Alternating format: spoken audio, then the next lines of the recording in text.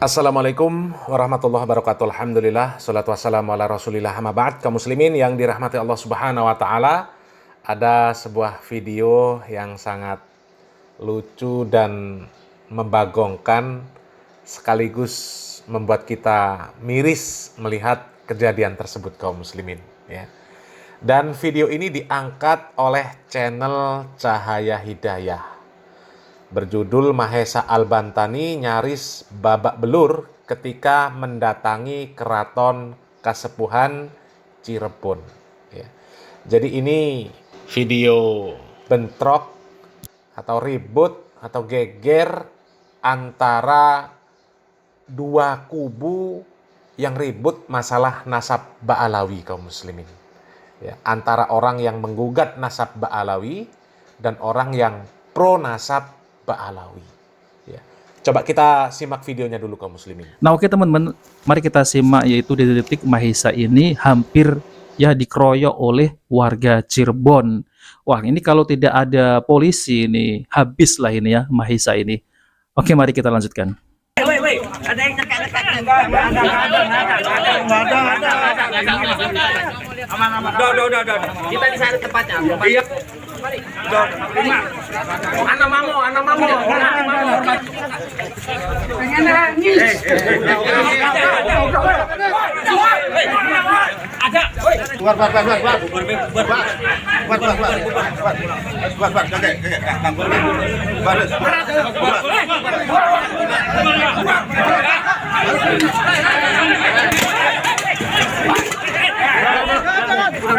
Nah, kaum muslimin ya, kalau melihat video antar sesama muslim ya terjadi bentrok seperti itu, kaum muslimin kan miris. Ya, apalagi masalahnya ini sebenarnya, kaum muslimin ya, berawal dari pengangkatan Pak Lutfi bin Yahya sebagai Ketua Dewan Kelungguhan Adat Keramahan Keraton Kasepuhan Cirebon, yang kemudian menuai pro dan kontra. Ya, orang-orang yang membela nasab Ba'alawi tentu mereka pro dengan anugerah ini, ya, dengan pengangkatan Pak Lutfi bin Yahya sebagai Ketua Dewan Kelungguhan Adat Keramahan Keraton Kasepuhan Cirebon ini. Tapi bagi orang-orang yang mereka kontra, mereka yang menggugat para nasab Ba'alawi, terutama orang-orang Cirebon sendiri, ya mereka nggak terimalah, kaum muslimin. Ya.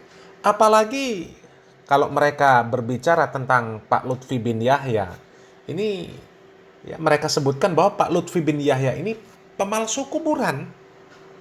Banyak kuburan-kuburan keramat yang diciptakan oleh Pak Lutfi bin Yahya ini, yang tujuannya ya untuk mengeruk fulus kaum muslimin.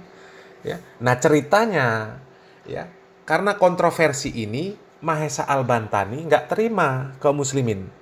Dan kemudian membuatlah videonya, ya, berbicara masalah kontroversi tentang pengangkatan Pak Lutfi bin Yahya sebagai Ketua Dewan Kelungguhan Adat Keramahan Keraton Kasepuhan Cirebon, dan kemudian Mahesa Al-Bantani menyinggung soal tuduhan Pak Lutfi bin Yahya sebagai pemalsu kuburan. Sementara Mahesa Al-Bantani merasa memiliki data bahwa orang-orang yang menuduh Pak Lutfi bin Yahya memalsukan kuburan, mereka yang memalsukan kuburan. Seperti itu, kaum muslimin ya. Kalau kami mengambil kesimpulan dari video-video yang beredar seperti itu, kaum muslimin ya.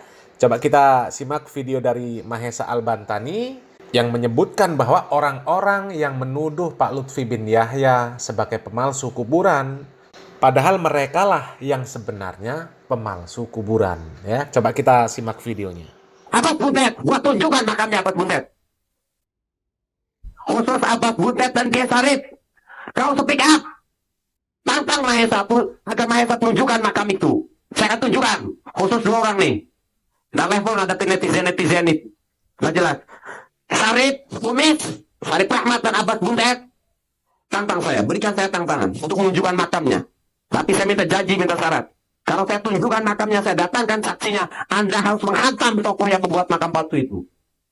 Temui sekarang Said Pudingan. Kemarahan ini bukan kebencian, karena sakit hati upaya Sultan kami buat acara haul kalian itu yang kepanasan. Kepalang tanggung saya sudah di Cirebon, di Kuningan. Pantang mundur, saya balik ke Banten, kalau mundur sama kalian-kalian.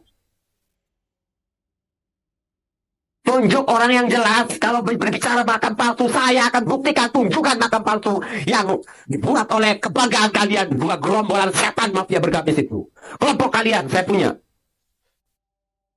Tapi yang jelas, kita buat kesepakatan. Kalau memang benar, pihak Anda, idola Anda pernah membakar makam palsu, buat kesepakatan. Kalian akan menyerang teman-teman. Kalau saya bicara, saya siap menyembuhkan tempatnya. Saksinya. Tidak seperti gorengan kalian kepada Abaduti. Ujung-ujungnya ditarik mana saksinya. Oh, katanya ternyata dari warganya sendiri yang pengen dibakarkan. Ada yang sudah resmi cuma minta tuh dihadiri Abaduti. Abaduti yang kena babak belur. Sampai Gus Arya memberikan tantangan yang bisa membuktikan dikasih mobil. Sekarang saya tantang nih. Yang paling teriak Nusantara. Saya akan tunjukkan makam. Di mana makam itu dibuat oleh gegendok kalian. Tapi saya diam selama ini. Karena ingin tidak menambahi kegaduhan.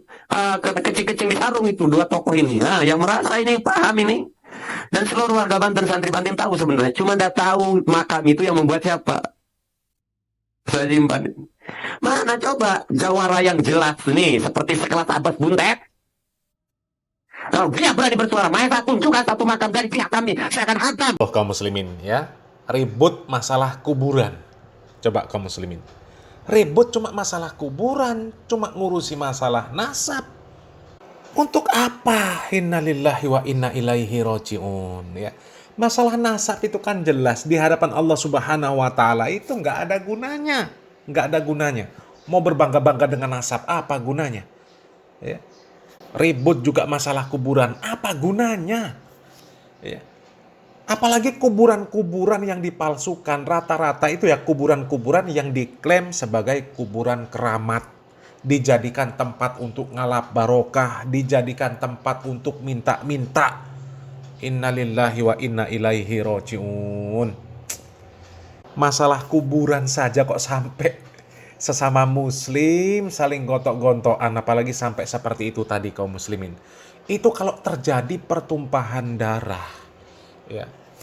Apa yang akan kalian jadikan hujah di hadapan Allah Subhanahu wa taala? Untuk membela apa ada pertumpahan darah?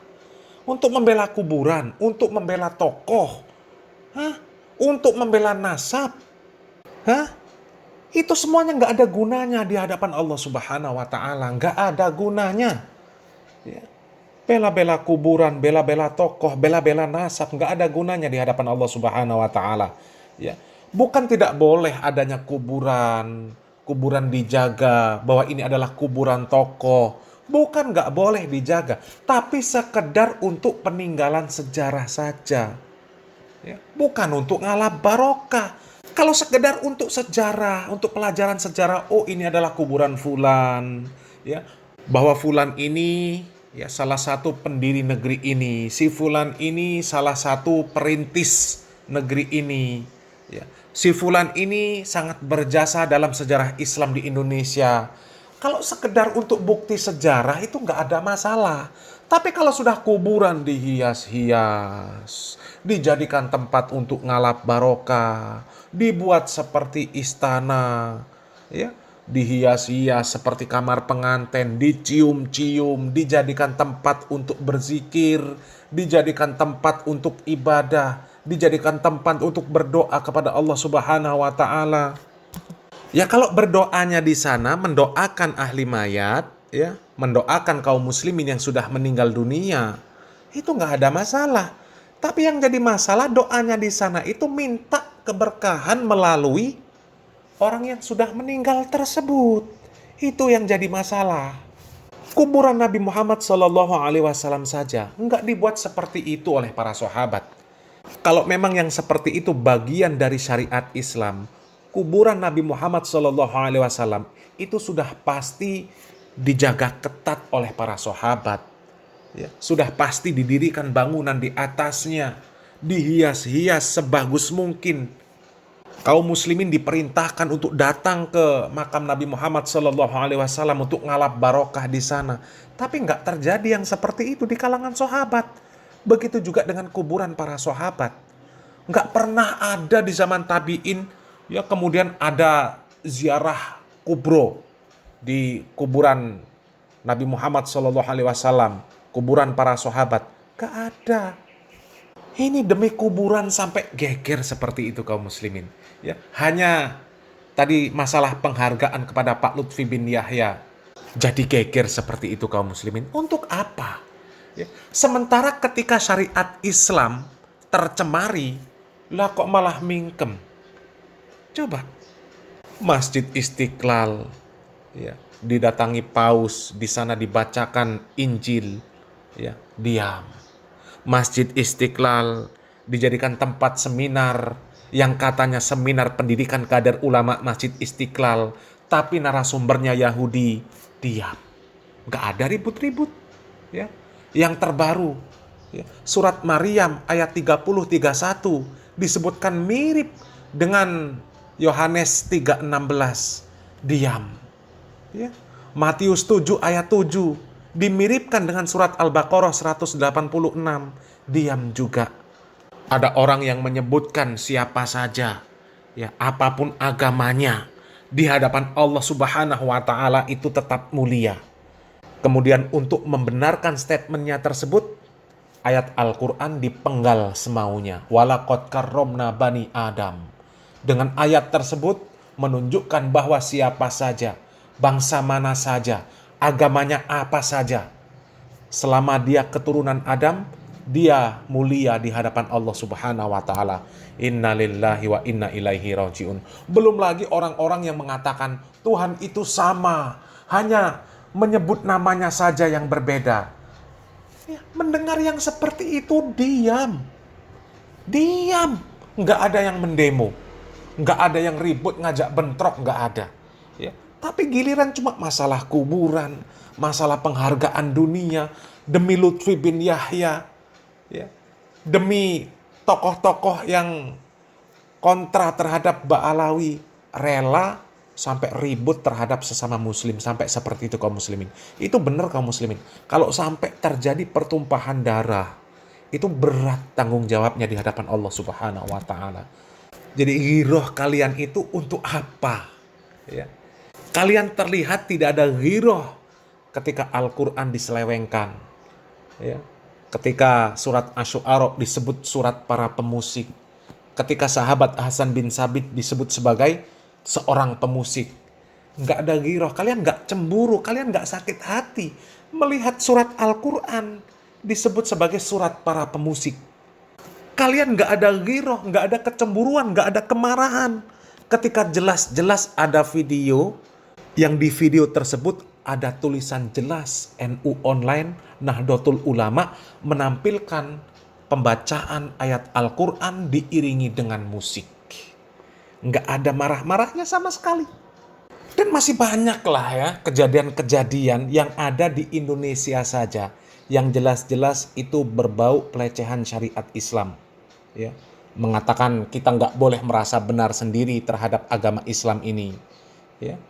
Ada yang mengatakan agama Islam ini belum sempurna. Ya, kalian diam. Kalian diam. Tapi giliran ada kuburan diusik, ada tokoh yang diusik, langsung ribut, geger, bentrok. Ya. Ya, sekali lagi, seandainya timbul pertumpahan darah, apa yang akan Anda jadikan hujah di hadapan Allah Subhanahu wa taala? Dalam rangka apa pertumpahan darah tersebut? Dalam rangka apa? Apakah membela agama Allah Subhanahu wa taala? Bukan. Membela tokoh, membela kuburan palsu. Ya, innalillahi wa inna ilaihi rajiun. Ya, ini antara yang pro dan yang kontra. Ini sama-sama nggak bener kaum muslimin. Yang pro Ba'alawi, yang kontra Ba'alawi sama-sama nggak bener. Ya. Mereka rela bentrok hanya karena masalah kuburan palsu, masalah penghargaan dunia, masalah tokoh. Ya, sampai rela seperti itu kaum muslimin. Gontok-gontokan sampai, ya Allah. Ya. Bener kaum muslimin. Kalau sampai ada pertumpahan darah, itu nggak ada hujah di hadapan Allah Subhanahu wa taala. Ya, Nabi Muhammad SAW mengatakan, la zawalud dunya ahwanu indallah min qatli rajulim muslim.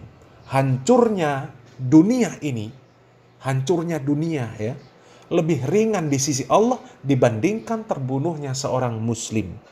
Coba, Jadi jiwa seorang muslim itu sangat berharga, harus dijaga. Ya, apalagi bentrok hanya masalah seperti ini kaum muslimin. Innalillahi wa inna ilaihi rajiun. Ya, itulah perlunya kita belajar tentang manhaj salaf kaum muslimin. Ya, sehingga kita bisa tahu betul kaum muslimin. Ya, loyalitas kita, ya, barok kita, walak dan barok kita, itu kita berikan untuk siapa? Jangan salah tempat kaum muslimin. Karena nanti pertanggungjawaban di hadapan Allah Subhanahu wa taala berat, ya, berat. Mudah-mudahan yang sedikit ini bermanfaat kaum muslimin. Salam waras, salam akal sehat. Barakallahu fikum. Wassalamualaikum warahmatullahi wabarakatuh.